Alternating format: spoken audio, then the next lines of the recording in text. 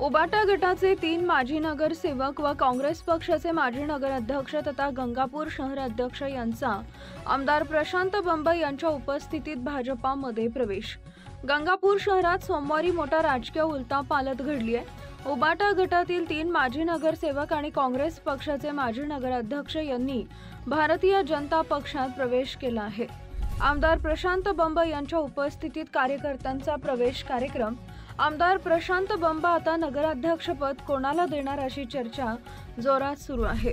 आज गंगापूर शहरामध्ये भाजपचे नगराध्यक्षपदाचे दावेदार अविनाश पाटील किंवा माजी नगरसेवक भैया पाटील या दोघांमधून कोणाला उमेदवार घोषित करणार याकडे सगळ्यांचे लक्ष लागले आहे। गंगापूर शहरात आयोजित कार्यक्रमात उबाटा गटाचे माजी नगरसेवक भाग्येश गंगवाल, विजय पानकडे आणि आबासाहेब शिरसाट तसेच काँग्रेस पक्षाचे माजी नगराध्यक्ष आणि गंगापूर शहर अध्यक्ष संदीप दारुंटे यांनी आमदार प्रशांत बंब यांच्या उपस्थितीत भारतीय जनता पक्षात जाहीर प्रवेश केला। या प्रवेशामुळे गंगापूरमधील नगर परिषद निवडणुकीच्या पार्श्वभूमीवर भाजपला मोठा राजकीय बळकटीचा फायदा मिळणार असल्याचं राजकीय वर्तुळात म्हटलं जात आहे।